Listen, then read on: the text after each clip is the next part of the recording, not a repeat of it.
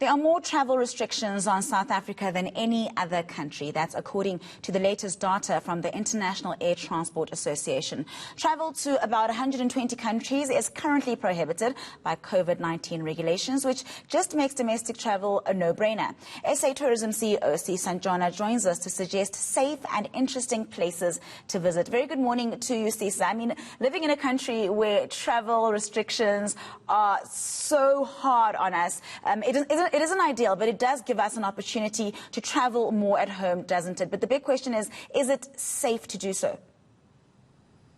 Yeah, good morning, Nandi, and morning to your viewers. Absolutely. The times that we're in are absolutely unprecedented.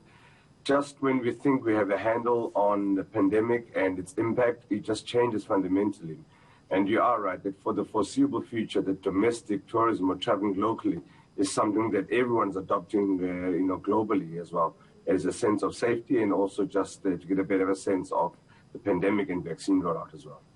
And of course, Sisa, with Easter just around the corner, the prospect of traveling does also come with it some challenges. You know, we do know that during the holidays, this is when COVID-19 can spread because of travel. So how important is it for people to ensure that they are safe in order for us to continue to rescue the tourism industry, so to speak?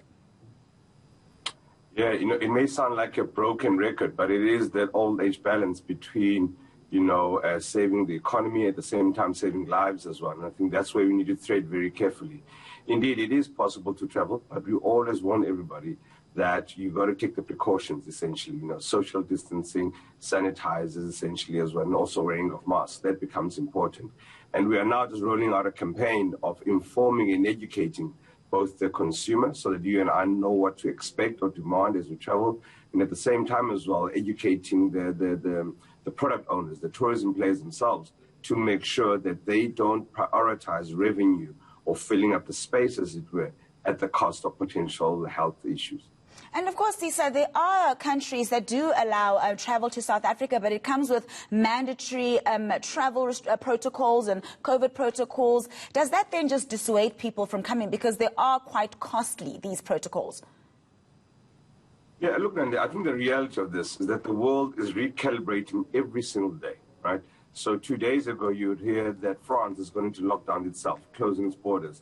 3 days ago, here, Germany has done the same as well. They've picked up another strain, essentially.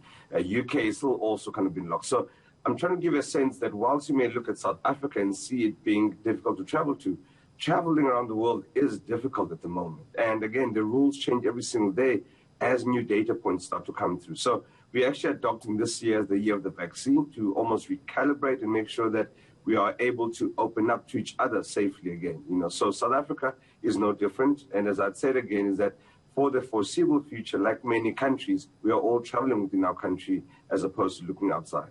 And, the industry has taken a major knock, the tourism industry particularly. Just how heavily are we relying on this vaccine and the vaccine rollout for things to slowly get back to normal? Is the vaccine really right now the only hope? Yeah, look, I mean, the only sustainable way in the long term to actually save the sector is to be able to trade fully. That is including opening up of international borders. However, between now and then, we've got to look inward, from the perspective that there's so much hope that has been placed in the vaccine from a tourism perspective that it offers confidence and a bit of safety, I can call it, right, that you need to be vaccinated yourself as a traveler, but also traveling to a destination that has also rolled out, some level of vaccination that is appropriate and comfortable for you as well. All right. So like I said, Easter's coming up. People want to explore South Africa. What are some of the options that people have in terms of travel and traveling safely? We live in a beautiful, beautiful country, and there's something for everybody, essentially. What we are finding that places with the bush, with the beach, and also a mountain are very popular. We're also picking up that actually places off the beaten track, those are rural, that are outside of urban as well, undiscovered gems are also very popular as people look for social distancing.